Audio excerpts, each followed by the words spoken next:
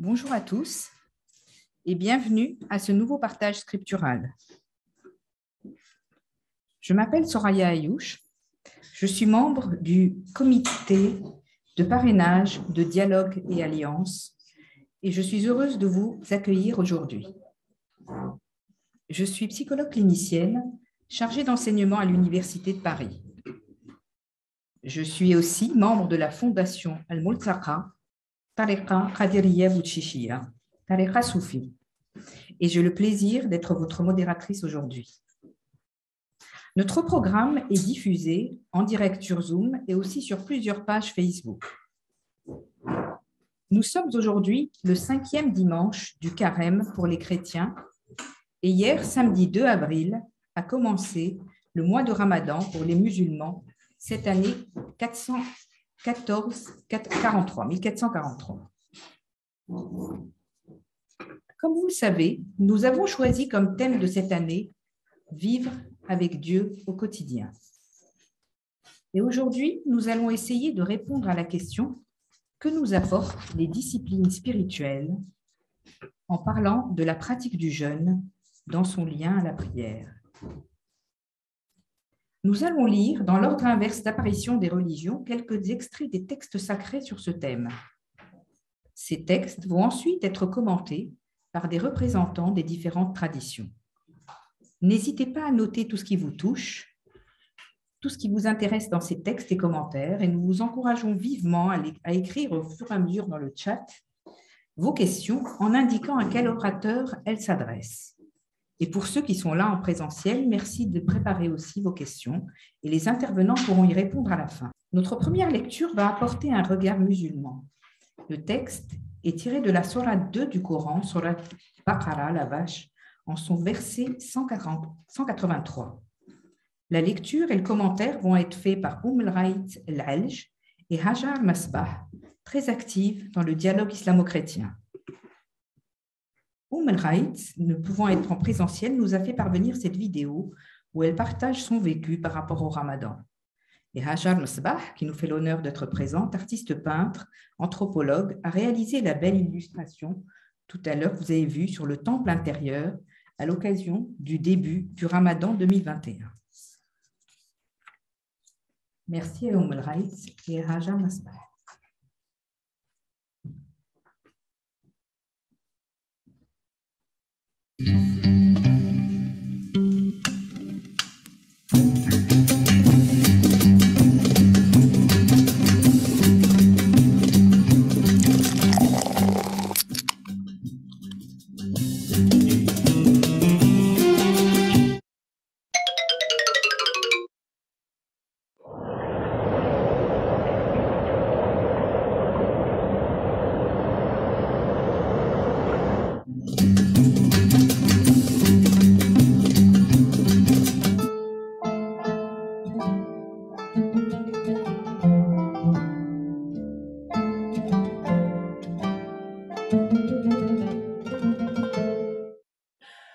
بسم الله الرحمن الرحيم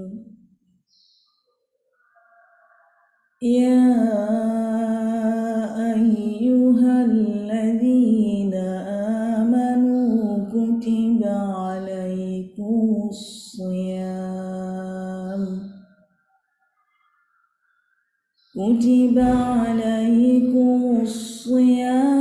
كما كتب على الذين من قبلكم لعلكم تتقون.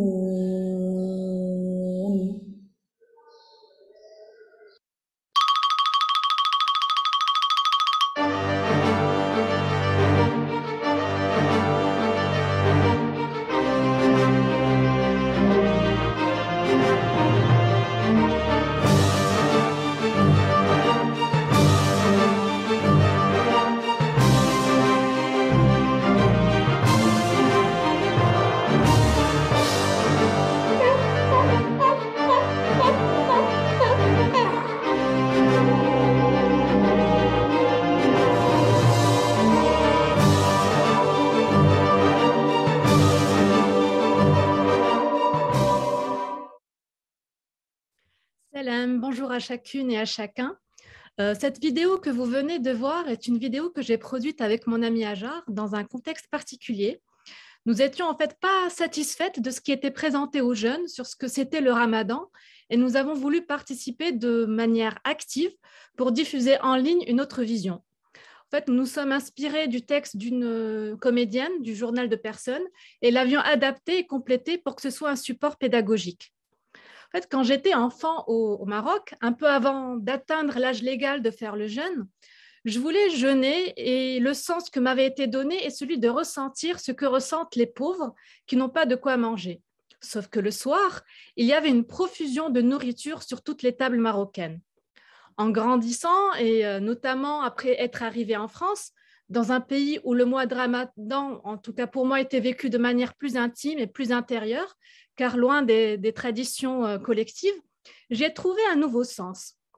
En effet, pour moi, il s'agit avant tout d'un mois où l'on peut mettre en exercice la pratique de l'abstinence, du contrôle de soi, de la préservation de soi, qui en arabe se dit taqwa, qui vient du terme wiqaya. On retrouve d'ailleurs cette notion dans toutes les religions, même les plus anciennes, comme ce qu'on avait vu dans cette vidéo. Mais cette notion de wiqaya, dans l'islam, le verset coranique, il insiste sur cette continuité par rapport aux autres religions.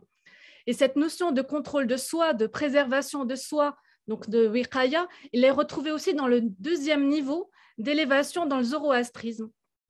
Donc après la pratique de la justesse, qui est en islam, qui correspond à l'haq, donc dans le zoroastrisme, c'est pensée juste, parole juste, action juste, il y a la pratique du contrôle de soi, donc le wiqaya.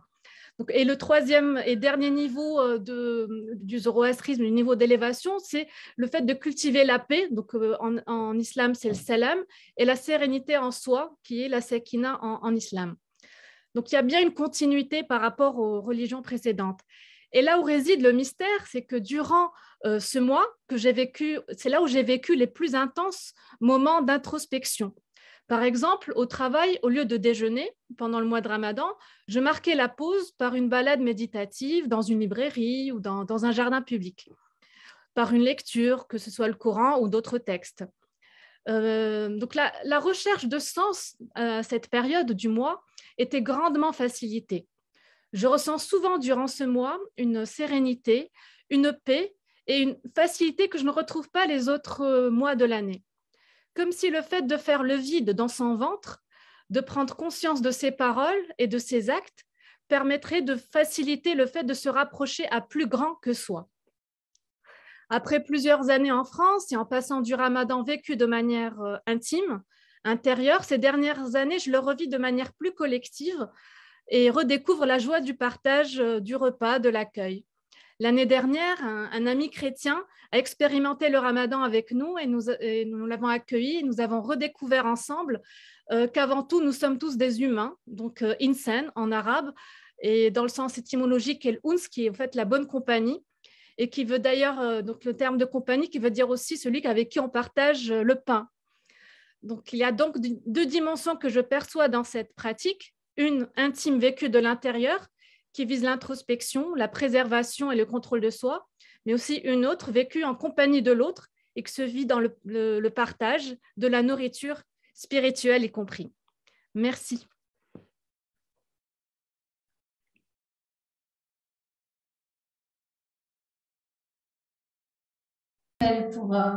Pour ce partage. Et d'ailleurs, nos expériences pendant le mois de Ramadan sont toujours de fruits spirituels très nourrissantes. Moi, de ma part, je voudrais vous parler d'une pratique du sawm, donc du jeûne, mais qui est peu connue et moins pratiquée.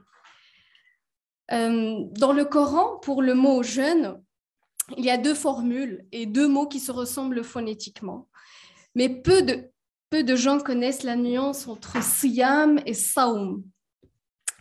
On connaît le siyam qui est le fait de ne pas manger, ne pas boire pour une durée déterminée, mais il y a aussi une autre pratique, le sawm, qui est le jeûne de la parole, la pratique du silence.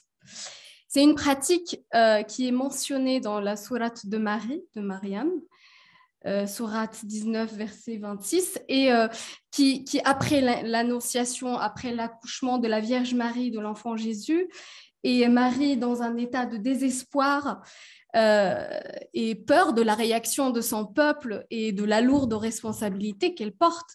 Donc, l'enfant, donc le verset dans le Coran parle de l'enfant qui l'appela au-dessous d'elle et lui dit « Ne t'afflige pas, ton Seigneur a placé à tes pieds une source, secoue vers toi le tronc du palmier, il fera tomber sur toi des dattes fraîches et mûres, et mange donc, et bois, et que ton œil se réjouisse, et si tu vois quelqu'un d'entre les humains, dis-lui, assurément, j'ai voué un jeûne au tout miséricordieux. Je ne parlerai donc aujourd'hui à aucun être humain. » Cette pratique du jeûne, de la parole, de faire serment, du silence, et on voit qu'on est dans un autre registre de jeûne.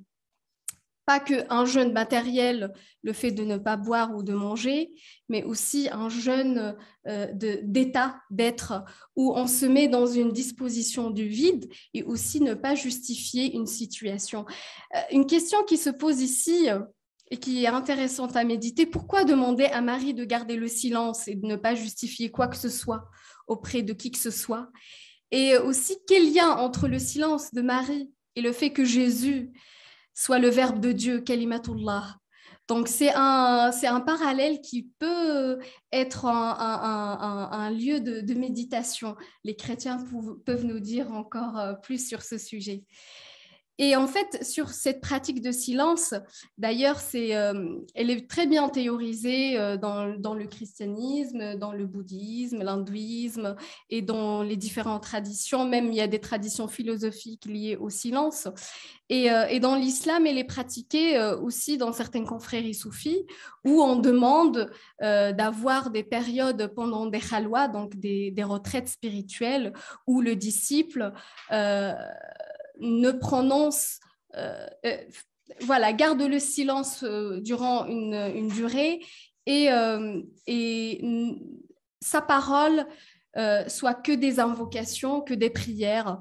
Donc, c'est aussi une pratique que peut-être, pas forcément d'être pendant des khalwa, mais aussi dans notre vie quotidienne, parce qu'on est souvent occupé par un bruit intérieur incessant. Il n'y a pas que le bruit extérieur, les parasites sonores, mais il y a aussi des bruits qu'on vit au quotidien. Et d'ailleurs, on dit qu'un être humain...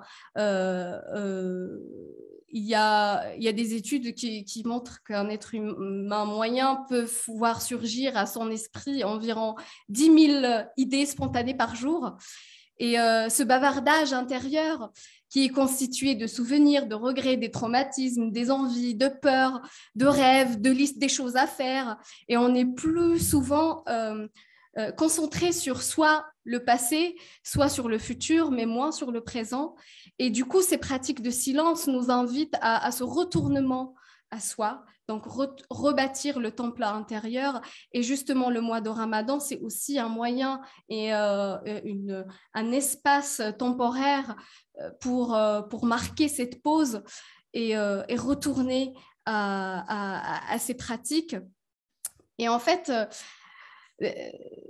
moi, chaque début de Ramadan, j'écris une intention. Et mon intention par rapport à cette année, c'était comment apprendre, ou bien juste essayer, ou faire un petit geste pour apprendre le silence. Surtout que je suis une pipelette dans ma vie quotidienne. Et je me dis, alors, oh là là là là, mais comment dois-je faire ? Et donc, les philosophies, les traditions spirituelles donnent quelques clés, quelques méthodes. Et donc, il y a les spirituels, les soufis, on parle du remplacement de la parole par le dhikr.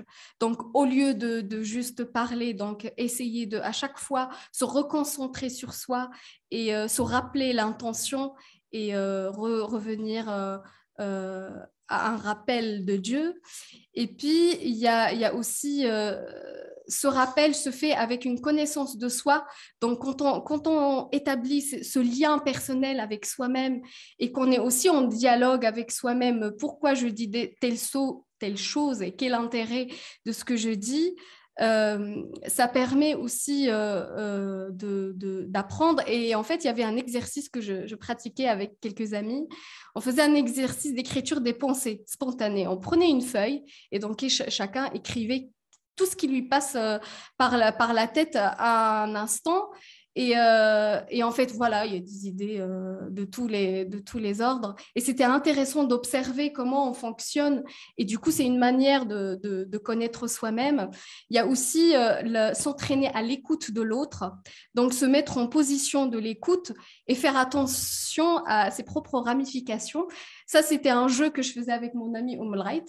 Donc, on fait des exercices où on doit écouter pleinement l'autre et faire attention à ses idées. Parce que souvent, quand on écoute l'autre, on a ses propres idées qui en écho de ce qu'il dit, on commence à partir dans tous les sens. Et du coup, on faisait aussi cet exercice d'observer nos ramifications et on faisait le jeu, on prenait soit on comptait par la main, soit aussi on prenait quelque chose ou de dire, voilà, juste faire attention qu'à ce moment-là, je suis partie. Sans culpabilité, bien évidemment, mais juste, voilà, avoir conscience de nos états d'être tout en étant avec l'autre. Donc, il y a ce lien personnel avec soi-même, donc connaître soi-même et puis être à disposition des autres. Et pour conclure ma présentation, j'aime bien un exercice qui est proposé par des philosophes sceptiques grecs qui s'appelle la poké. La poké, c'est un terme qui veut dire suspendre son jugement. C'est-à-dire, au lieu d'être dans une réaction, c'est à un moment donné, j'arrête cette fusion d'idées et j'essaie d'écouter et contempler ce qui est sans faire un jugement du vrai ou faux, bien ou pas bien, mais juste être à l'accueil de l'autre. Et je conclus par l'histoire connue de Socrate, comme chacun le sait, Socrate avait dans la Grèce antique une autre réputation de sagesse. Et un jour, quelqu'un vient trouver le grand philosophe et lui demande « Sais-tu ce que je viens d'apprendre sur ton ami ?» Et Socrate lui dit « Un instant, avant que tu me dises plus, j'aimerais te faire passer les tests des 3 filtres. » Alors, c'est ma façon à moi d'analyser de ce que j'ai à dire et ce qu'on me dit. Tu vas comprendre. Donc, Socrate lui dit, le premier filtre est celui de la vérité. As-tu vérifié si ce que tu veux me dire est vrai? Donc, l'autre lui répond, non, j'en ai simplement entendu parler. Et après, très bien, donc tu ne sais pas si c'est la vérité. Alors, deuxième filtre, est-ce que tu veux m'apprendre sur mon ami? Est-ce quelque chose de bon?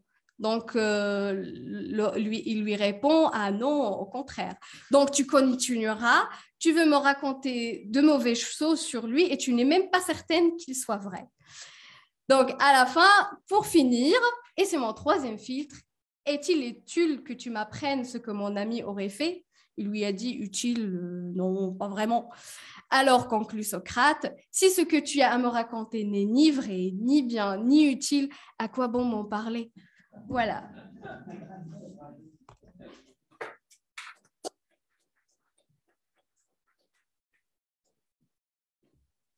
Merci beaucoup à Al-Raït et à Hajar Masbah de ce beau témoignage et de ce travail. J'ai particulièrement apprécié la question du calme intérieur, du jeûne en lien en fait à d'autres traditions déjà précédentes en islam, mais qui vient dans la continuité de cette importance du temps intérieur et en lien aussi avec les échanges avec les autres.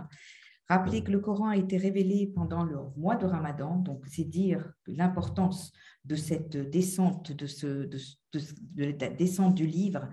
Ce qui nous a été rappelé aussi par Hajar Masbah sur l'importance de la présence de Marie qui attend dans le silence et des dates. C'est effectivement, les dates sont le fruit qui est nommé dans le Coran. Et d'ailleurs, ne rompons pas le jeûne avec des dates. Et des fois, il faut se rappeler effectivement le sens symbolique de ce qui est fait durant le mois de Ramadan. Donc, le Coran, direction pour les hommes, le Ramadan, une manifestation claire de la direction et de la loi. Alors, si vous voulez rencontrer un peu plus Al-Raït et Hajar, je vous invite à lire ce livre récemment paru, Fraternité, sous la direction de Khaled Roumo, qui rassemble 37 témoignages de coopération entre les chrétiens et musulmans. Il est là, si vous souhaitez après jeter un coup d'œil. Et vous pouvez aussi, si vous le souhaitez, participer avec elles et leurs amis à la seconde marche de l'hospitalité réciproque qui va avoir lieu du 16 au 24 août 2022, qui, comme la première marche, va se faire du Mont-Saint-Michel au 7 Saints, le Vieux Marché, en Bretagne. Et comme vous pouvez le lire là, est évoquée à ce sujet une phrase du Petit Prince de Saint-Exupéry. On ne connaît que les choses que l'on apprivoise. Les hommes n'ont plus le temps de ne rien connaître, dit le renard.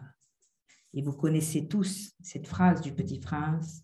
On ne voit bien qu'avec le cœur, l'essentiel est invisible pour les yeux. Dans nos sociétés pressées, la marche est donc un excellent moyen pour prendre du temps et vivre une rencontre en vérité. Le Mont-Saint-Michel et les 7 Saints, le Vieux Marché en Bretagne, sont 2 lieux hautement symboliques. Et un récit légende les rapproche de l'histoire des 7 dormants d'Éphèse, récit du IIIe siècle, qui a été évoqué ensuite par Louis Massignon en 1954, qui en a fait un lieu de pèlerinage islamo-chrétien. Et pour toutes les informations, je crois qu'on va en reparler après les questions-réponses, vous pourrez contacter marche.hospitalité réciproque. Alors, notre deuxième lecture va apporter un regard chrétien et il s'agit là, dans le Nouveau Testament, du livre de Matthieu. Bon. Des versets 1 à 4 qui va nous être lu par M. Modeste Amoussou, originaire du Bénin, membre d'une église évangélique, et le commentaire sera fait par le père François-Xavier Nsi Essonneau, prêtre catholique romain, vivant à Paris, à Montmartre. Bonsoir à tous. Matthieu 4, versets 1 à 4. Alors, Jésus fut conduit par l'Esprit au désert pour être tenté par le diable. Après avoir jeûné 40 jours et 40 nuits, il finit par avoir faim.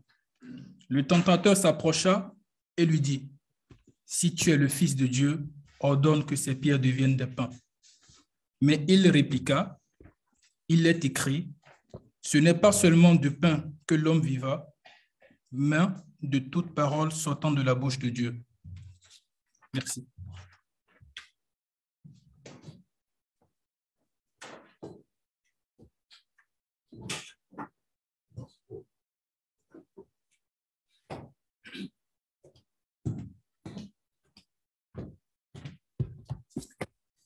Bonsoir à tous, parce que je n'ai plus à me présenter. Il a été présenté tout à l'heure par François Xavier. Cette péricope évangélique de Matthieu, qui est en fait le premier évangéliste dans l'ordre des 4 évangiles que nous retrouvons dans la tradition chrétienne, beaucoup plus catholique, mais chrétienne de façon générale, est reprise par Marc. C'est au chapitre 1, versets 12 à 13, et par Luc aussi, chapitre 4, verset 1 à 13. C'est dire qu'il n'y a que Jean qui ne revient pas sur l'épisode de la tentation au désert, comme ceux qui ont la pratique de la foi chrétienne et catholique le savent. La tentation au désert, c'est cet exercice qui est introduit le carême chez nous, le carême étant les 40 jours, 40 nuits. Jésus d'abord va vivre dans sa mission, dans la réalisation de sa mission proprement dite. Ces 40 jours rappellent déjà dans l'Ancien Testament, et la péricope que nous venons d'écouter renvoie dans plusieurs passages de l'Ancien Testament, particulièrement Deutéronome 8, Hébreux 2 et 4, Psaume 109, Exode 24, et Job 2. C'est dire que il y a comme unité de textes, et unité aussi de spiritualité entre l'Ancien et le Nouveau Testament à travers cette péricope évangélique qui introduit la pratique du carême. Nous le savons tous, repose sur un certain nombre de piliers, à savoir, entre autres, la prière. Lorsqu'on parle du carême chez nous, il faut d'abord penser à la prière. Ensuite, le carême n'est pas carême sans le partage, qui est l'attention à autrui de façon particulière pendant les 40 jours. Il y a le jeûne. Et le jeûne, chez nous, c'est réparti en deux grandes façons de jeûner. Il y a le jeûne, s'abstenir contre les abus de toutes sortes. J'ai l'impression que c'est à ce jeûne-là que beaucoup s'exercent souvent, c'est-à-dire je ne vais pas prendre de la bière pendant ces 40 jours, je ne vais pas manger de la viande, je ne vais pas, alors que habituellement, l'organisme ayant besoin un peu d'alcool de temps en temps, un peu de la viande pour ceux qui en mangent et qui n'ont pas la prescription médicale pour ne pas en consommer, devraient, je ne vais pas dire éviter, mais ne pas trop considérer que le jeûne, c'est l'abstinence de la nourriture. Mais le jeûne, c'est beaucoup plus l'abstinence du péché. Éviter le péché. Et aujourd'hui, le Christ lui-même en premier, qui, par sa naissance, son arrivée entre les hommes, a voulu être homme au milieu des hommes, vivre la réalité de la vie humaine afin de pouvoir mieux défendre l'homme. Parce que si le Christ était venu comme un extraterrestre et aurait vécu comme un extraterrestre, on lui aurait posé la question, et moi-même avec, mais qu'est-ce que tu connais de la vie de l'homme, des souffrances que l'homme endure et tout ce que le diable nous fait vivre. Alors le Christ a voulu, comme tout homme, expérimenter les réalités de la vie de l'homme et parmi lesquelles les menaces que nous avons avec notre ennemi, le diable. Et c'est pour cela qu'il se laisse, alors qu'il n'était pas obligé d'accepter se faire trimballer à gauche et à droite. Il se laisse tenter par le diable. Mais ce que nous devons, et c'est l'enseignement que nous tirons de cette péricope évangélique, ce que nous devons comprendre, c'est que nous avons d'abord à faire face au péché, à résister aux tentations de l'ennemi. Parce qu'il se trouve que c'est parce que nous avons pris la place de l'ange déchu qu'il vient de temps à autre nous perturber, nous faire déchanter, et le Christ nous apprend donc par rapport à toutes les réponses qu'il donne aux démons aujourd'hui. Il faut résister et résister à la tentation, résister au péché. Merci.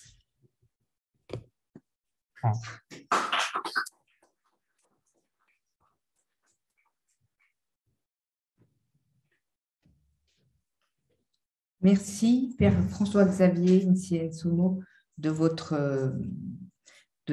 cette parole, justement la parole, la justesse de la parole que l'on reçoit durant ces périodes de jeûne ou de carême. J'ai particulièrement apprécié ce rappel que vous avez fait de l'homme, Jésus-Christ, qui a vécu en son âme et en sa chair la question du Verbe incarné et la question de l'amour. Et donc, dans cette période de carême, qui est une traversée du désert, comment se fait la conversion du cœur pour se préparer? Je crois que c'est tout un travail. Il me semblait qu'il y avait une vidéo sur les paroles du pape, non? D'accord. Qui effectivement a parlé de cette question du jeûne et rappelé tout ce qui a pu être dit aujourd'hui sur... C'est la recommandation du pape de faire des choses plutôt positives. D'accord.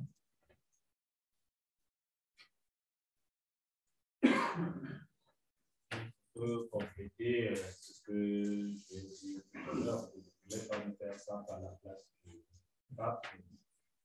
Vous pouvez donc compléter ce que j'ai dit par ce que le souverain aussi fait.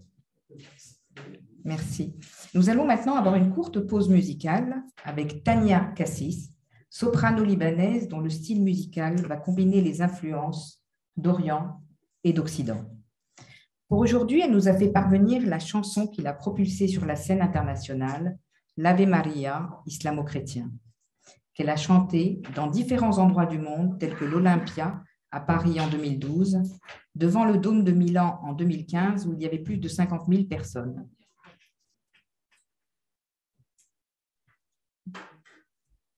Le pape François l'a félicité pour avoir véhiculé à travers ses chansons un message de paix et de dialogue entre les religions.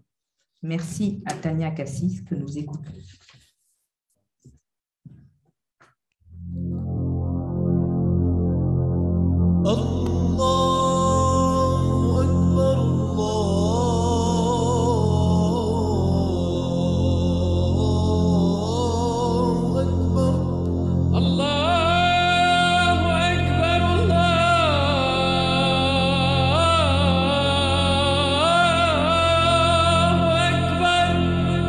أشهد أن لا إله إلا الله أشهد أن لا إله إلا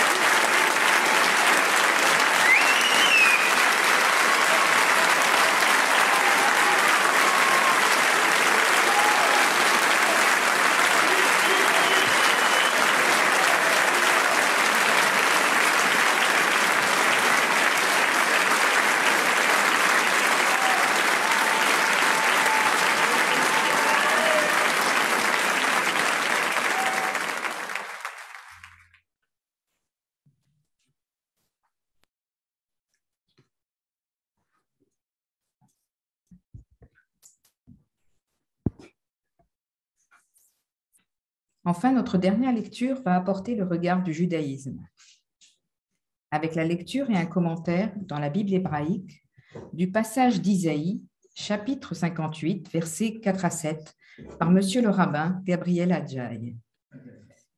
On ne présente plus Monsieur le rabbin Gabriel Adjaï, rabbin orthodoxe, aussi conférencier, linguiste, philologue, paléographe, codicologue, calligraphe. Je vous laisse. Je voulais quand même dire qu'il est maître initiateur dans une tradition mystique non dualiste du judaïsme séfarade, dont la lignée spirituelle est ininterrompue et qui remonte jusqu'à Moïse. Merci.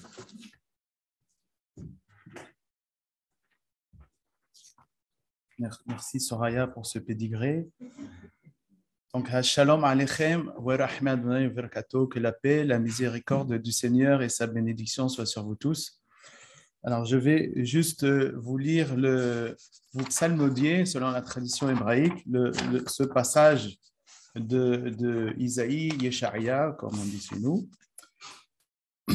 هنا الريف ومصات الصوم والهكوت بإغراف رشع لو تصوم خيوم لها شميع بمبر مقول خيم أخذي يهي الصوم إفحريه ويوم عنوت أدام نفشو هلا خوف كي أخمون الرشو والسق وإفر يصيع هلا زي تقرأ الصوم ويوم الرسون لا ذناي هالو زي صوم إفحريه بطيع حر صبوت ريشع هتير أغدوت مطاع وشلاح راسوسيم راسوسيم حفشيم وخنطات نتيقو هالو فروس لرعيف لحميخة وعنيم روديم تفيفايث كي ترقي عروما وخصيثو ومبسارخة لو تتعلم.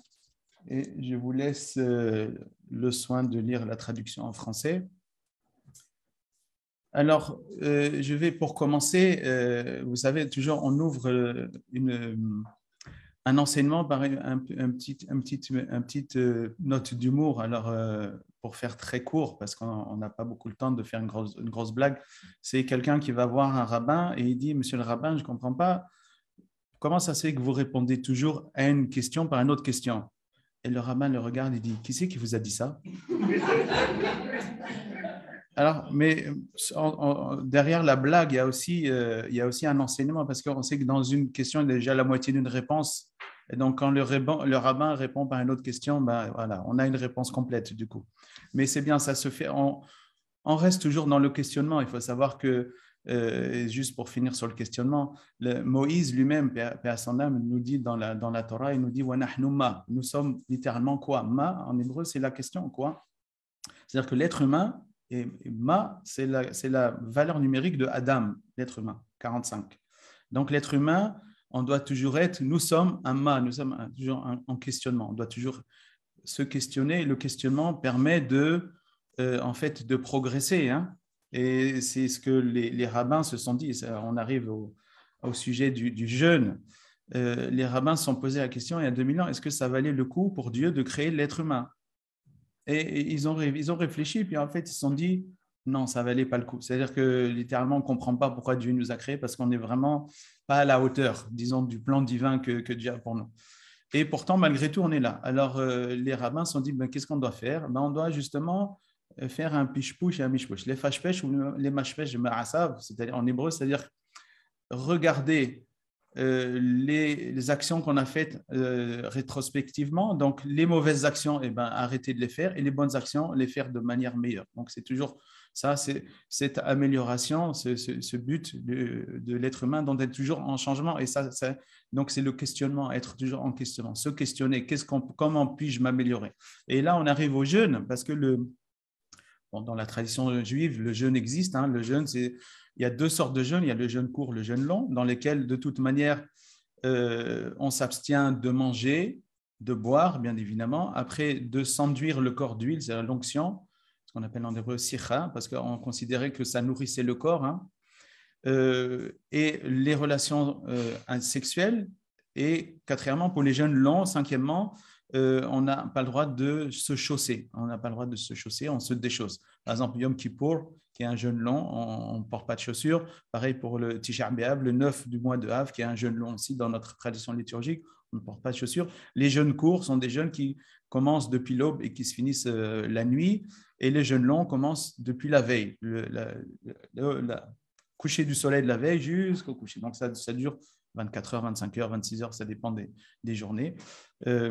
Sachant qu'il y a plusieurs jeûnes liturgiques dans l'année et que les traditions mystiques, souvent, on rajoute le jeûne du lundi, du jeudi, on rajoute le jeûne de 10 jours depuis le Nouvel An, Rosh Hashanah jusqu'à Yom Kippour, etc., etc. Vous voyez, mais on peut jeûner beaucoup de temps dans l'année. Hein. Et c'est quoi ce jeûne, en fait? Le jeûne, dans notre tradition, remplace le sacrifice. Parce qu'à l'époque, à l'époque antique, on sacrifiait un animal, on offrait donc à Dieu son sang, on l'égorgeait, on offrait le sang sur l'autel, et puis après, on prenait certaines graisses et on brûlait les graisses, et le sacrifice était mangé en communauté. Mais il faut savoir que le sacrifice, en fait, revient parce que l'être humain a péché, et donc, si vous voulez, cette pauvre bête qui est sacrifiée, en fait, c'est nous qui aurions dû être sacrifiés, pardon, excusez ma grammaire, aurait dû être sacrifiés à la place de cet animal. Et donc, en fait, le jeûne, c'est ça, c'est un auto-sacrifice. Le fait de ne pas boire, on s'évapore, donc c'est comme si on sacrifiait notre sang, on offrait notre sang à Dieu, et le fait de ne pas manger, notre graisse aussi diminue, et donc c'est comme si on offrait notre graisse à Dieu, hein, c'est ça.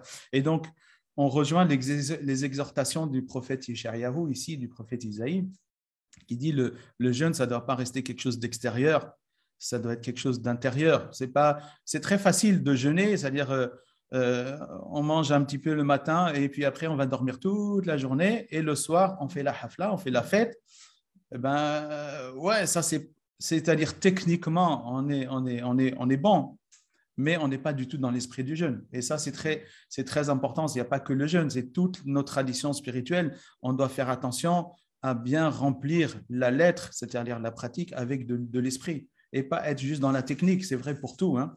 Et donc, spécialement dans le jeûne, parce qu'il y a toujours des petits malins qui s'arrangent pour que techniquement, on soit irréprochable, mais on ne pas être du tout dans l'esprit.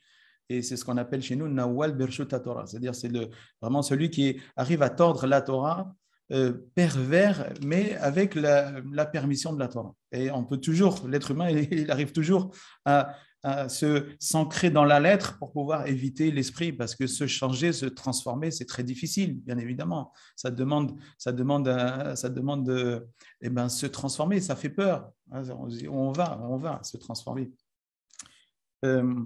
Et donc,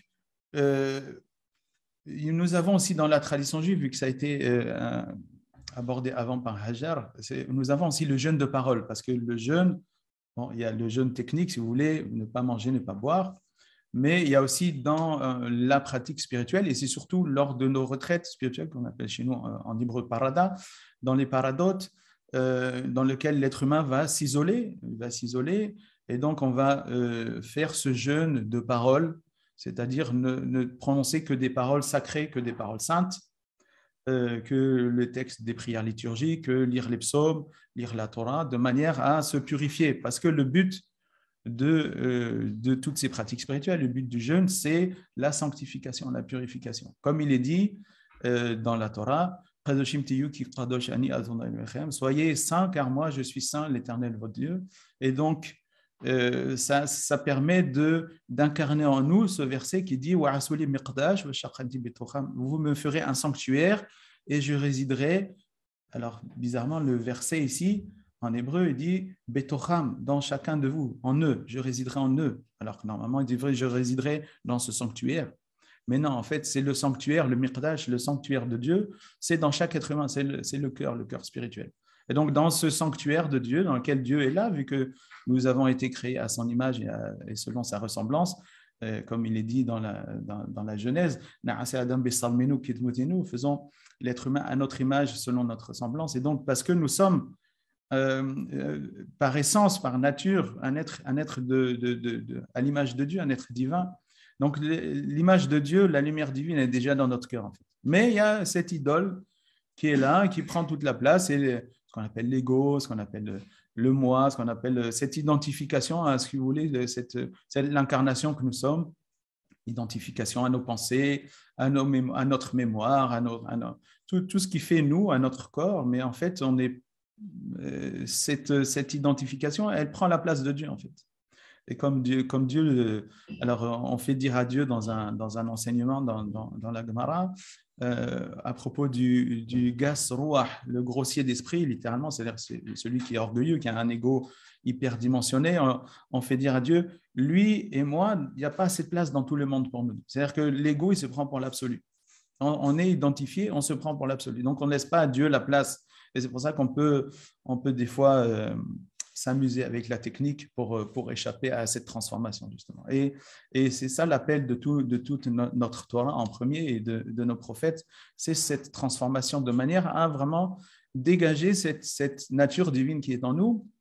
Et c'est ce que Moshe Rabbeinu, Moïse, notre maître, alav shalom, paix sur lui, a fait, a réalisé quand il est monté au Har Sinaï, au mont Sinaï, pendant 40 jours. Il a jeûné pendant 40 jours et 40 nuits de manière ininterrompue. C'est-à-dire que vous savez que physiologiquement, déjà 3 jours sans manger, sans boire, c'est la limite, je crois, qu'on peut faire sans vraiment s'entraîner, parce qu'après, c'est vraiment très difficile. On n'a plus de force.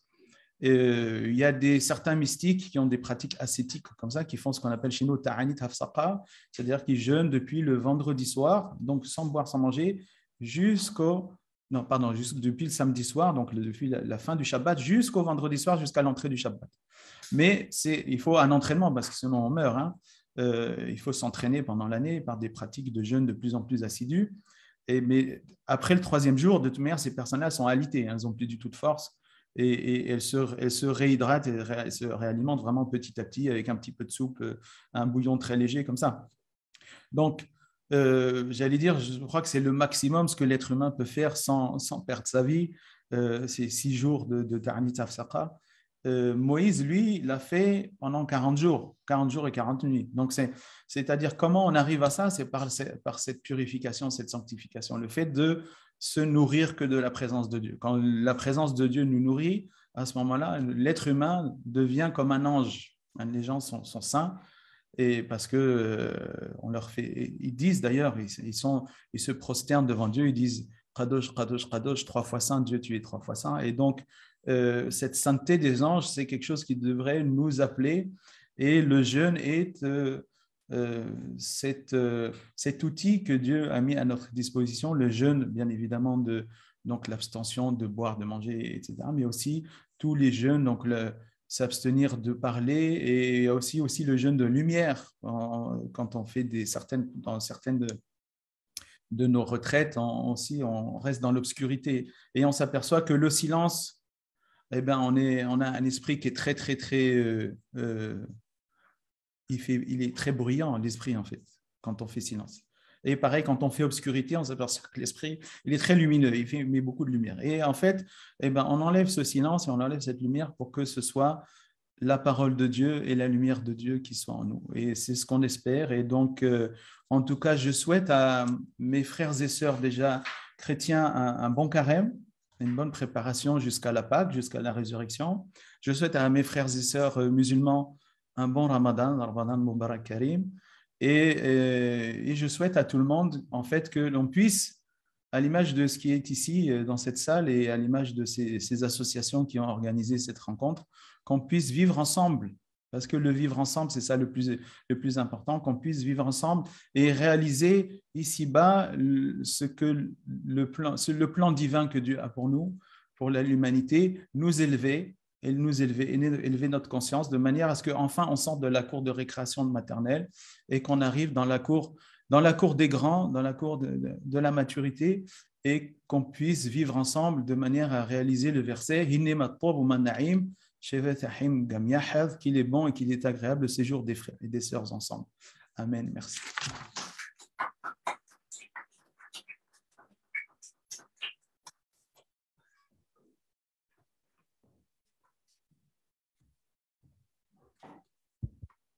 Merci beaucoup, Monsieur le rabbin Gabriel Adjaï, que j'ai eu l'occasion et le plaisir, l'honneur de rencontrer lors des rencontres aussi interreligieuses au Centre Védantique à Gretz. J'ai beaucoup apprécié ce que vous avez dit sur comment une question renvoie à une autre question qui renvoie au dialogue finalement, dialogue de l'un avec l'autre.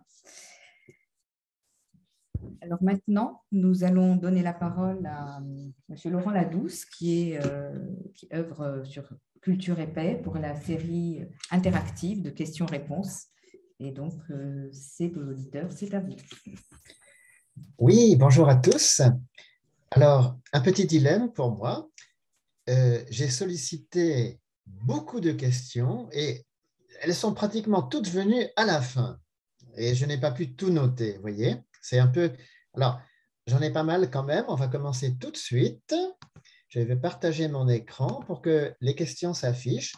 Alors, est-ce que vous voyez?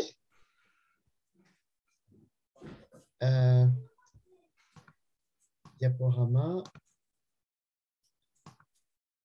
Ça va? On voit en plein écran? Oui, très bien. D'accord. Alors, la première question, si je me… Attendez. Voilà. Alors, la première question est posée par M. Pierre Amalian et elle s'adresse à El Gaïd El Hadj et à Adjar Masbab. Voici la question. Quelle est la position de l'islam que je respecte énormément par rapport au commandement d'amour universel énoncé par Jésus?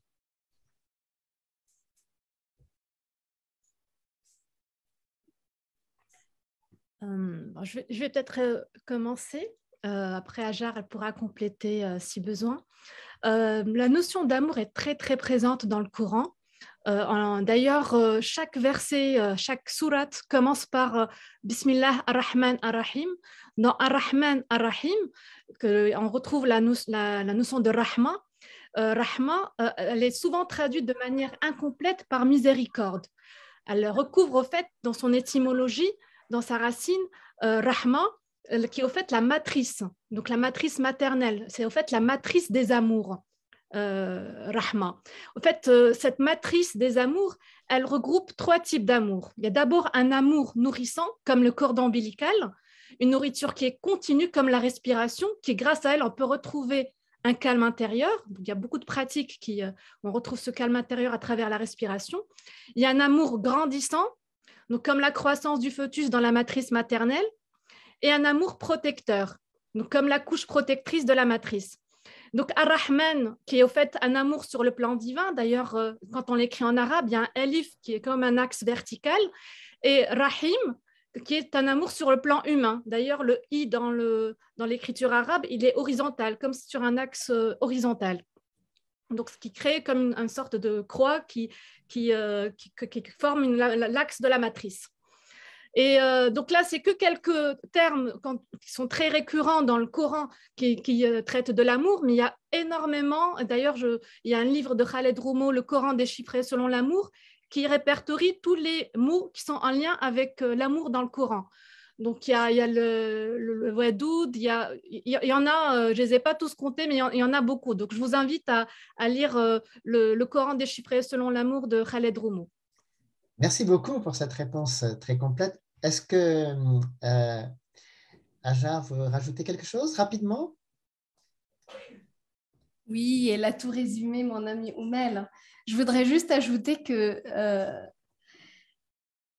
en fait, sans amour, il n'y a pas de foi. Parce que si on est dans une relation avec Dieu que par intérêt, donc on veut juste, voilà,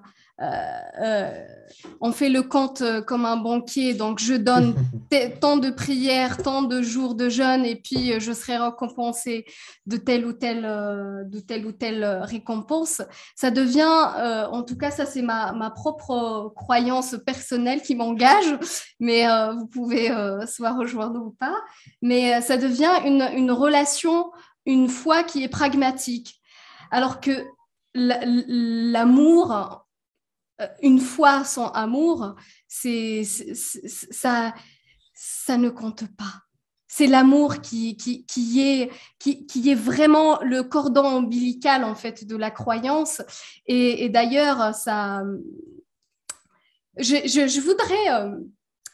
Il Il y a un poème de Rumi que j'aime beaucoup, qui disait « Je suis ni chrétien, ni musulman, ni juif, ni bouddhiste, ni de la terre, ni de la mer, ni de l'Orient, ni de l'Occident.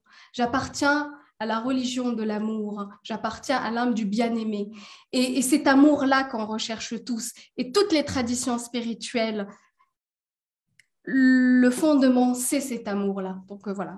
Merci beaucoup. Eh bien, ça commence vraiment très, très fort. Nous avons une excellente démarrage. Passons à la deuxième question. Elle est posée par Dorian Gravrand. Alors, elle s'adresse à tous. C'est une question un peu grave. Que faire si une promesse faite à Dieu est rompue? Une question peut-être pour le père François-Xavier d'abord.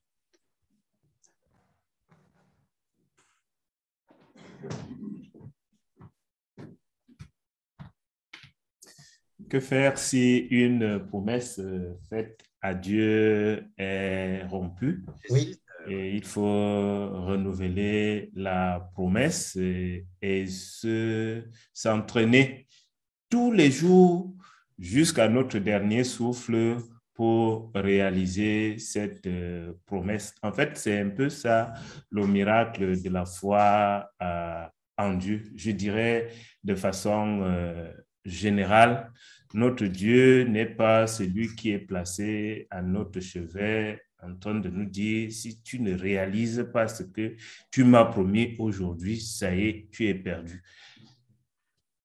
Il est patient. C'est le Père prodigue qui attend son Fils jusqu'au dernier souffle pour que celui-ci puisse être tout à lui. Donc, ne soyons pas découragés. C'est aussi cela, le péché, se relever. En fait, si nous cessons de pécher aujourd'hui, la mission du Christ s'arrête aussi complètement. C'est parce que nous allons continuer à pécher, mais revenir, demander pardon, que le Christ pourra être avec nous jusqu'à l'éternité. Merci. Merci beaucoup pour cette réponse. Donc, puisqu'il est question de discipline aujourd'hui, il faut être discipliné, mais en même temps, on peut se racheter. Étant donné qu'il y a encore pas mal de questions, on va peut-être passer à la suivante, si vous voulez bien. Elle est posée par Michel Raymond. Elle s'adresse à tous. Et puisque le rabbin Haggai n'a pas encore eu l'occasion de parler, on va peut-être lui donner la parole. La question est la suivante. Pourquoi mon esprit s'élève-t-il et devient plus léger lorsque je participe à des activités spirituelles? Alors, il ajoute, c'est magnifique ce sentiment. Gabriel Haggai, vous voulez répondre? Pourquoi est-ce que notre esprit devient plus léger et s'élève?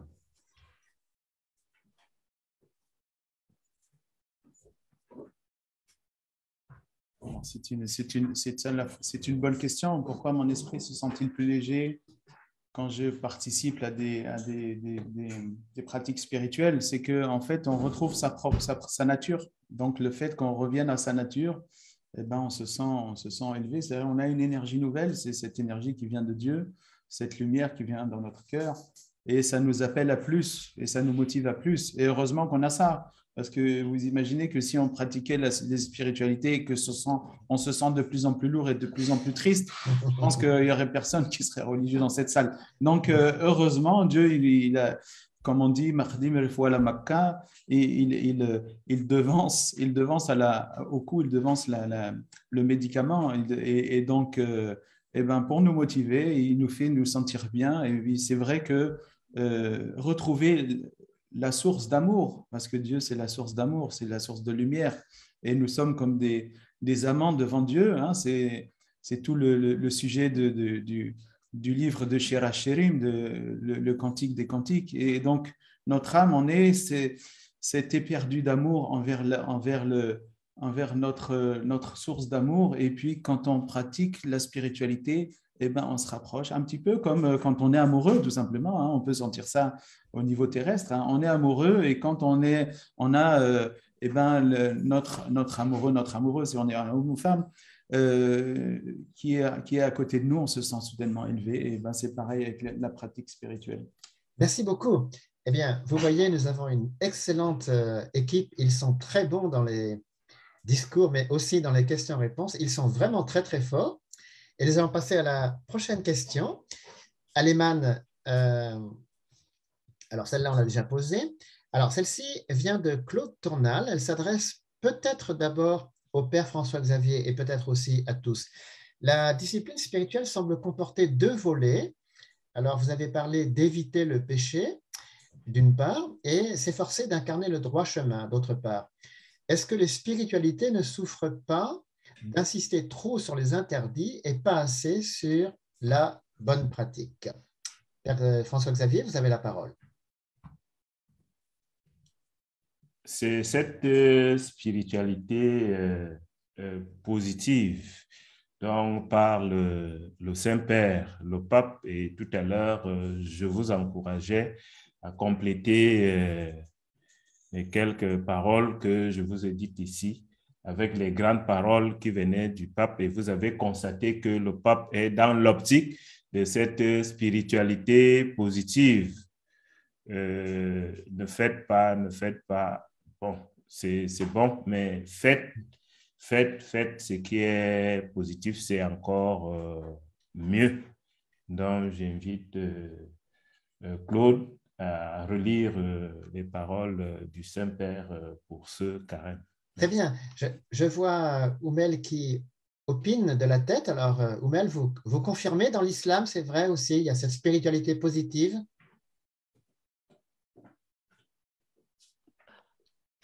Oui, en effet, malheureusement, on ne le trouve pas partout, mais effectivement, cette spiritualité, on la trouve souvent dans des textes soufis, en lisant des fois le Coran, on peut retrouver ces éléments-là. Et surtout, quand on cherche au-delà des simples interdits, on cherche un peu dans la racine des mots. On trouve vraiment des trésors profonds dans la racine des mots. En tout cas, personnellement, c'est ce qui m'aide à aller au-delà des interdits et plutôt voir ce qu'il y a de bon. Très bien, excellent. Alors, nous allons passer à la question suivante, si vous voulez bien. Elle émane de Madame Valérie Kobangué.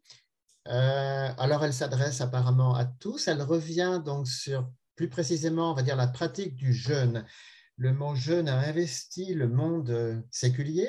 Les 4 présentations essayent d'aller plus loin avec le lien au texte, la Bible, le Coran, la Torah. En un mot, quel serait le synonyme à jeûne que donneraient les 4 intervenants? On va peut-être demander à comment il s'appelle déjà, l'ami de Oumel, l'autre représentant, excusez-moi, de l'islam. Oh, j'ai oublié le prénom, je suis désolé là.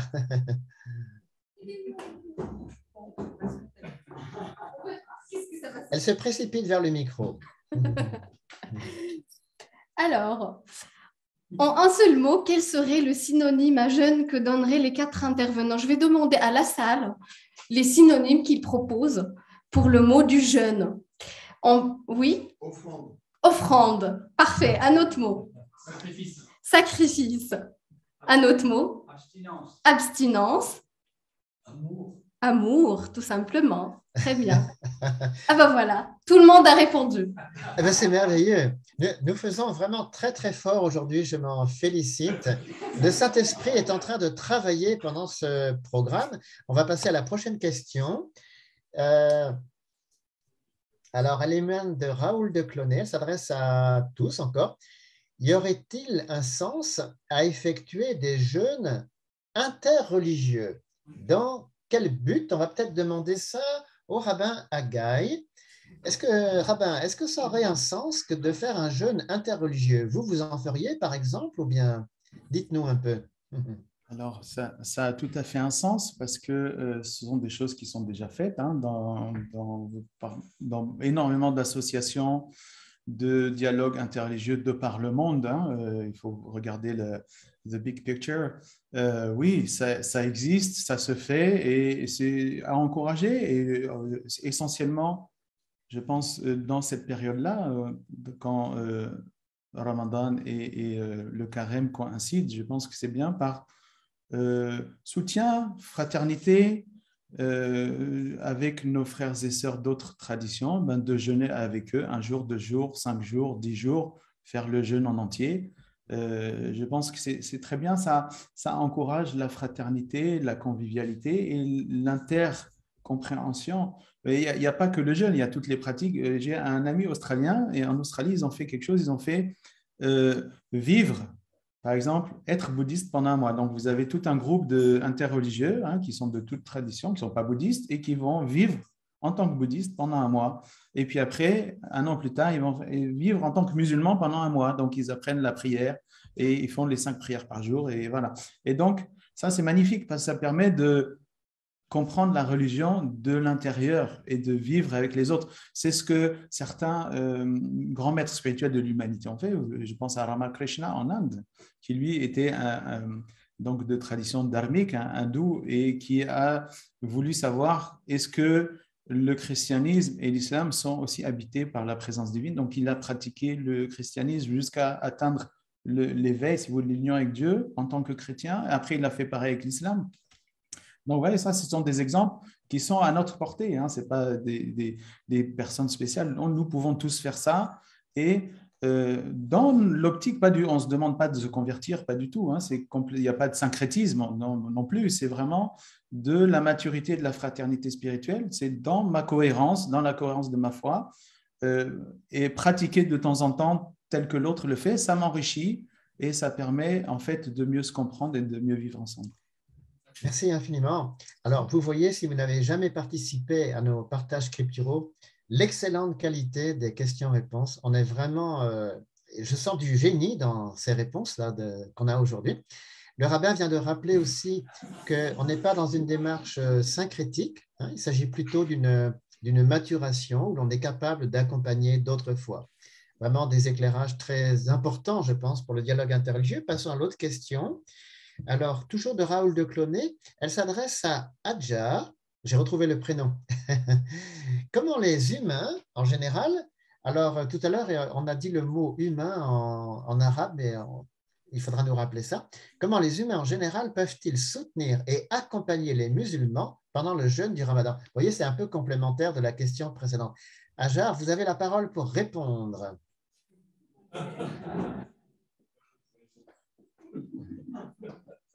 Je vais faire le même jeu. Alors, comment les humains en général peuvent-ils soutenir et accompagner les musulmans pendant le jeûne du Ramadan? À vous de me dire. En les respectant. En les respectant. En les invitant pour l'iftar, oui.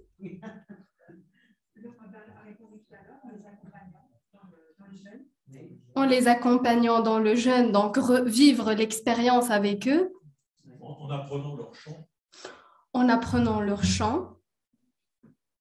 Être en connexion avec eux. Être en connexion avec eux. Voilà, on vous a répondu. Toute la salle. C'est formidable, merci beaucoup. Alors, passons à la question suivante. Elle émane de Honoré Mamboueni qui demande au rabbin de revenir. Le rabbin est très sollicité. Alors, oh là là, ça c'est très direct comme question. Pensez-vous que l'homme peut atteindre la perfection sur la terre? Y a-t-il un espoir? Si oui, par quel moyen? Voilà. Alors, vous avez une lourde responsabilité. C'est une bonne question parce que tant qu'on est incarné, la perfection, je veux dire, on ne peut pas être parfait, on peut tendre à la perfection. La perfection, c'est un horizon. Donc, on va tendre à la perfection.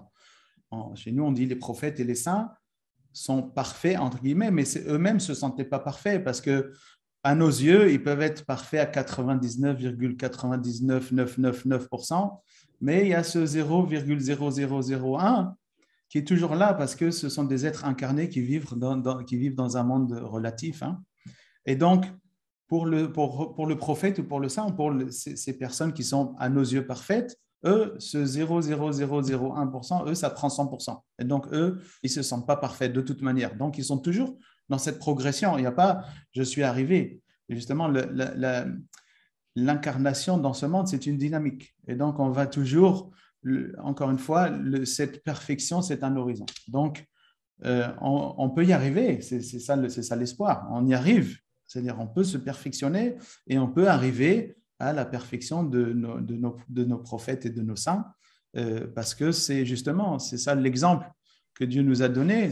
Il nous a envoyé ses prophètes et ses saints pour nous dire, voyez, tout le monde peut le faire, parce qu'on est tous égaux, c'est-à-dire on a tous la même nature, nous avons tous été créés à la même image. C'est ce que dit Masechet Sanhedrin, la Mishnah, elle le dit.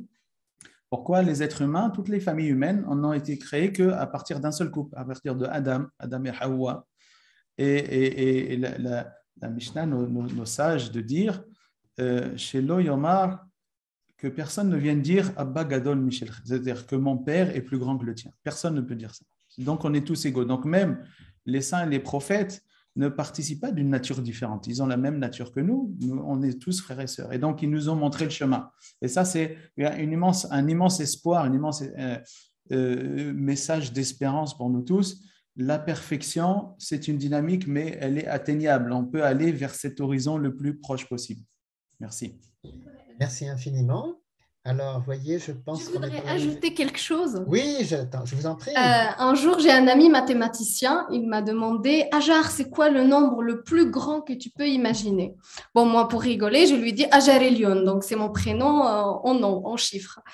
Donc, on rigolait et il m'a dit « Ajar, le plus grand nombre que tu peux imaginer, il reste toujours proche du zéro que d'atteindre l'infini, parce que l'infini, c'est infini. » Il m'a dit même la distance entre le 0 et le 1, c'est infini, parce qu'on fait 0,01, 0,2, et comme les chiffres sont infinis, donc on ne peut jamais arriver au chiffre 1.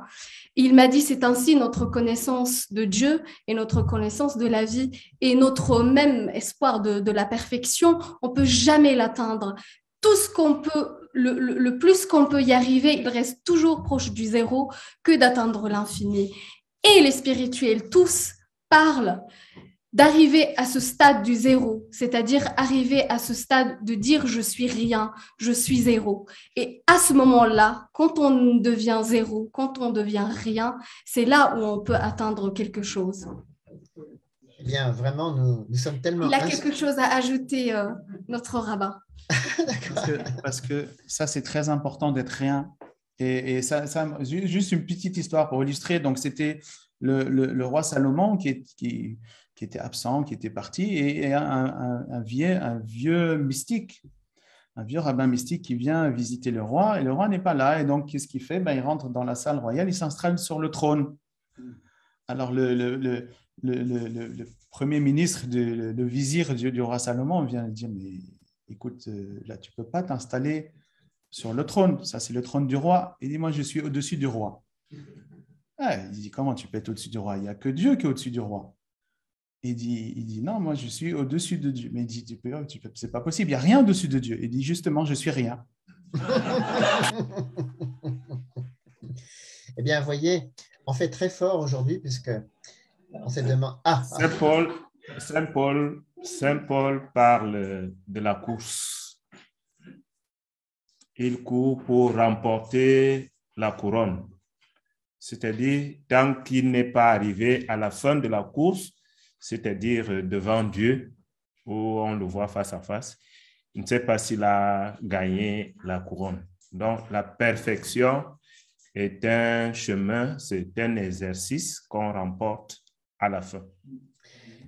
Vraiment, des réponses extraordinaires, toutes plus inspirées les unes que les autres. C'est tellement riche.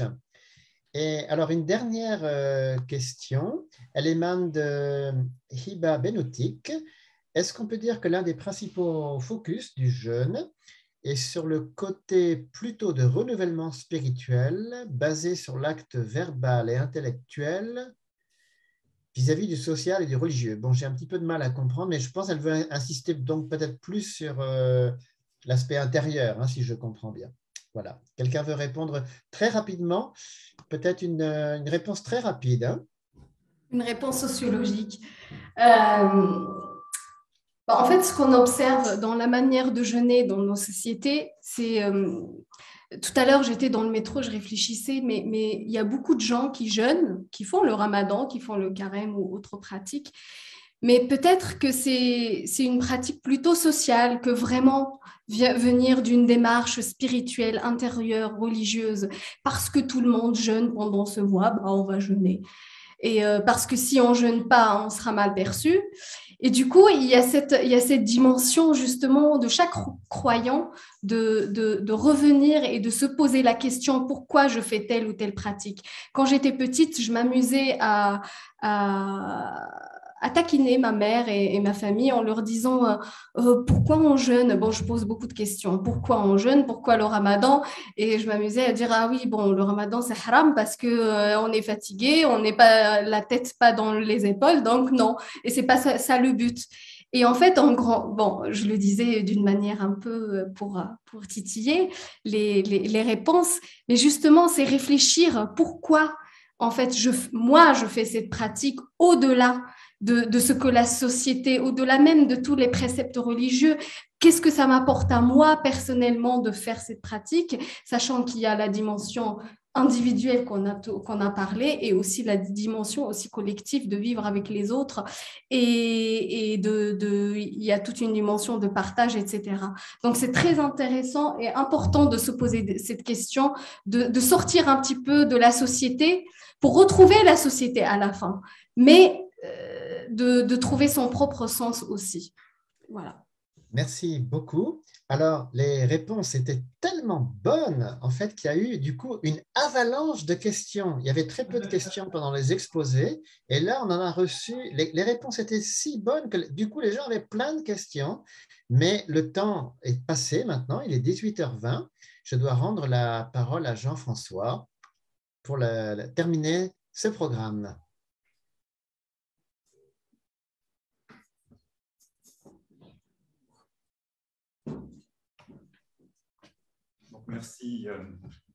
Merci beaucoup à tous pour ce moment.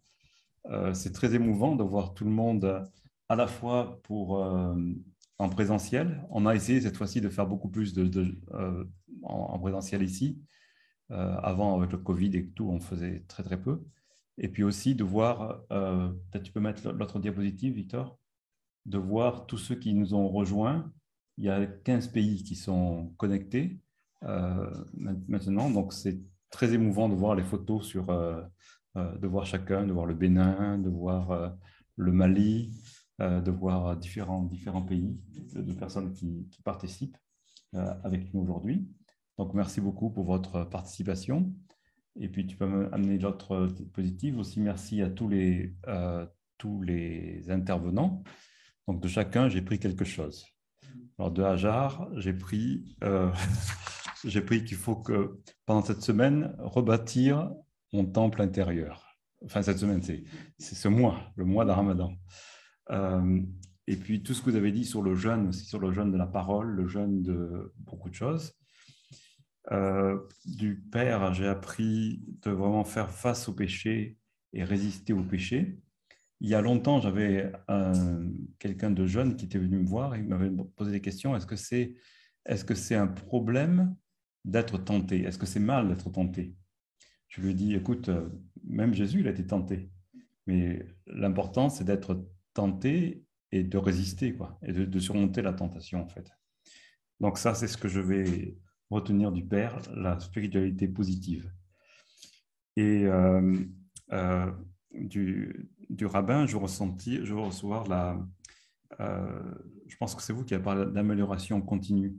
Amélioration continue, que le jeûne doit être quelque chose d'intérieur et que le but de toutes les disciplines spirituelles, en fait, c'est de nous améliorer, de nous élever. Donc ça, je suis vraiment reconnaissant à chacun. Puis je suis reconnaissant aussi à tous ceux qui nous ont aidés pratiquement à organiser cette réunion d'aujourd'hui et aussi à nos partenaires, en particulier la Fédération pour la paix universelle, OURI et l'association de Genève. Tu peux avancer. Voilà. Donc notre but, en fait, c'est de former une communauté ou un cercle de coopération pour pouvoir partager librement le meilleur de nos traditions. Donc, c'est ce qu'on a fait. On peut parler, échanger, partager Et puis ensuite, bon, chacun le met en pratique ou pas pendant la semaine, mais on veut pouvoir échanger librement le meilleur de nos traditions et apprendre à mieux nous connaître. Donc, pour cela, ce que nous faisons, c'est des conférences comme aujourd'hui, mais nous voulons, la vocation que nous pensons pour Dialogue et Alliance, c'est de fournir du matériel pour encourager le dialogue interreligieux. Donc, nous avons par exemple le site textesacrésdumonde.fr, donc sur lequel vous allez trouver beaucoup de citations de différentes religions sur 160 thèmes au total. On fait d'autres, et maintenant aussi sur le site, on veut mettre d'autres publications. On est en train de préparer pour le mois prochain un livre qui s'appelle La famille, école de l'amour et de la paix. Donc, c'est du matériel éducatif, si vous voulez. On peut mettre beaucoup de choses sur le site. Pour la diapositive suivante. Donc, le prochain partage scriptural, ce qu'on a pensé, c'est au lieu de le faire comme on fait d'habitude le premier dimanche de chaque mois, au mois de mai, le faire le 15 mai. Parce que le 15 mai, c'est une journée spéciale. C'est la journée internationale des familles. Et on prendrait comme thème, donc notre thème annuel, c'est vivre avec Dieu. Et cette fois-ci, au mois de mai, on pourrait dire vivre avec Dieu en famille. Donc, je pense que c'est bien de faire ça le 15. En plus, le 1er mai, le 8 mai, c'est des jours, même si c'est des dimanches, je pense que ça va être des longs week-ends. Mais on fait le 15 mai sur ce thème-là. Voilà, donc je vous remercie. Et pour cette semaine, mettez en pratique ce que nous avons appris. Donc, je veux saluer ici M. Noireau, qui est, tout à l'heure, on a présenté la marche de l'hospitalité mutuelle. L'hospitalité réciproque. Réciproque, voilà. Donc, si ceux qui sont en présentiel, là, si vous voulez demander à M. Noireau avoir plus d'enseignements sur la prochaine marche, ouais. On l'a mis dans le chat déjà. On a mis le dépliant dans le chat. Merci. Et Monsieur, oui. on peut participer aussi et dire un petit peu, parce que finalement, nous sommes tous, d'après ce que je comprends, c'est un lieu finalement qui souhaiterait un petit peu pouvoir échanger avec des d'autres associations. Oui, bien sûr, oui. Alors, je sais que nous sommes composés Cordoue aussi, qu'on connaît bien aussi, donc Jean-Marc et Ajar, donc on se connaît tous. Et là, on va faire, par exemple, vous parliez du 15 mai, de votre journée pour la famille. Mais si vos familles venaient marcher avec nous pour la fête, pourquoi pas? C'est le 15 mai? Le 15 mai. Attendez, mais ça pourrait être un truc super. En mouvement, vous emmenez vos familles, et puis vous venez marcher avec nous. On va faire une marche pour la pêche, vous prendrez vos coordonnées. Ah oui, et, à ce moment-là, ça fait un élan, un mouvement. Voilà, ça correspond à vous donnez la journée qui a été vécue, c'était internationale de l'ONU. Et pour la journée du vivre ensemble en fait, la journée des familles, vivre ensemble en paix, c'est le 16 mai en fait. Et le 16, c'est la journée de vivre ensemble en paix. La journée internationale. On va avoir un film, une projection de film qui s'appelle Nous tous. Parce que c'est comme ça qu'il faut faire marcher les choses. Pour que tout le monde soit. Parce que c'est extraordinaire. Vos familles aussi, pareil. Elles viennent à nous tous et puis les enfants apprennent des choses. D'accord. Donnez-nous toutes les informations et on les transmettrait à tout le monde. Non, c'est très bien. C'est bien. Donc, merci à toutes et à tous. Tu veux. Mais je vois qu'on a des personnes aussi qui sont sur le Zoom. S'ils peuvent nous dire peut-être une minute, le vénérable Michel Taochan et le cheikh Muslim Filahouzen, si vous avez quelque chose si vous voulez dire quelques mots de conclusion. Le vénérable, il est dans un très bel endroit. Il m'a envoyé ce matin la photo. Je lui ai dit vraiment qu'il a beaucoup de chance en fait. À Valence. On n'entend pas. Je laisse d'abord parler monsieur. Oui. Michel, vas-y en premier. Allume ton micro.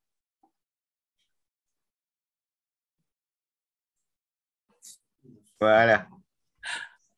Ben, moi, dans le bouddhisme, je mange une fois par jour et je pratique le ramadan. Donc, je mange à 5 heures du matin, une fois par jour. Je pratique dans le bouddhisme et le ramadan en même temps. Et dans le peuple Champa, le peuple Cham, au Xe siècle, c'est l'imam qui fait le ramadan. Voilà.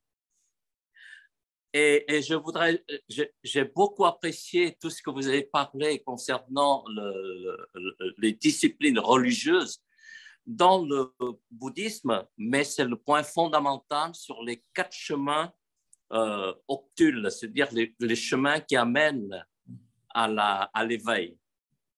Et ce qu'on peut dire, c'est que dans les disciplines du bouddhisme, il y a la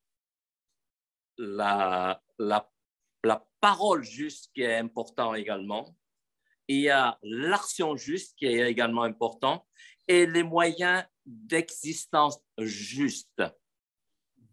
Et c'est ce qu'on appelle, pas seulement les disciplines, mais on appelle sila, ça veut dire la moralité, la grande moralité.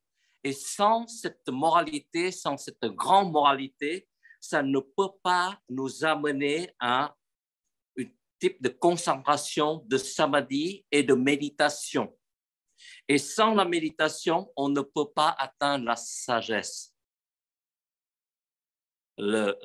Donc, dans les 7 chemins, donc la discipline spirituelle, c'est les paroles justes, l'action juste, les moyens d'existence justes qui nous amènent vers la concentration, c'est l'effort juste, l'attention juste, la concentration juste et qui mène bien sûr à la sagesse qui est la compréhension juste et la pensée juste, dont la résolution juste. Voilà pourquoi les disciplines spirituelles sont extrêmement importantes. Sans ça, nous ne pouvons pas méditer, nous ne pouvons pas se concentrer et nous ne pouvons pas atteindre la sagesse. Merci beaucoup. Et M. Fidausen, vous voulez... Non, on ne vous entend pas. On vous entend pas. Allô? Voilà, c'est bon, c'est bon.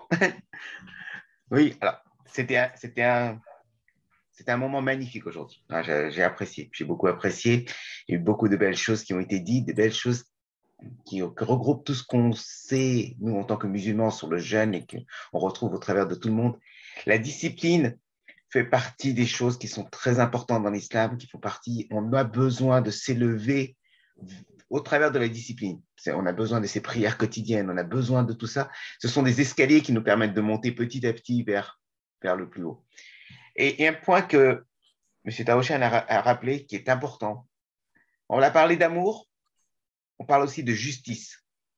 Et sans justice, l'amour ne vaut pas grand-chose. C'est-à-dire que ça ne sert à rien que j'aime quelqu'un si derrière, il n'y a pas cette notion de justice, de ce qu'on appelle adalat, c'est-à-dire le fait de rendre les choses justes, d'être juste envers l'autre, d'être juste envers notre propre corps, d'être juste envers tout ce qu'il y a autour de nous. Et c'est de là qu'on va construire et qu'on va mettre le ciment et l'amour va pouvoir se construire dessus. Sans cette justice, en fait, il n'y a plus rien. Juste un point pour les musulmans qui nous écoutent. Rappelez-vous de ce que le prophète avait dit. Ne sortez pas de ce mois de Ramadan en n'ayant atteint que la soif et la faim. Sortez de ce mois de Ramadan en ayant gagné plus que la soif et que la faim. C'est-à-dire que vous devez gagner autre chose de ce mois de Ramadan. On n'est pas là pour avoir faim ni avoir soif. Ce n'est pas l'objectif de ce mois de Ramadan. Il y a autre chose. On doit gagner quelque chose. Et ce gagner quelque chose, c'est justement le point où est-ce qu'on en est là. Vivre avec Dieu au quotidien, vivre avec Dieu tout le temps, on a besoin un moment de se retrouver avec lui, tout simplement avec lui.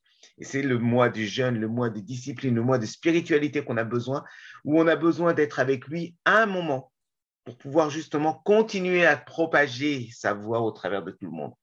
Si on n'a pas ce moment-là, on perd. On a besoin d'une recharge. On est une batterie, on a besoin d'être rechargé.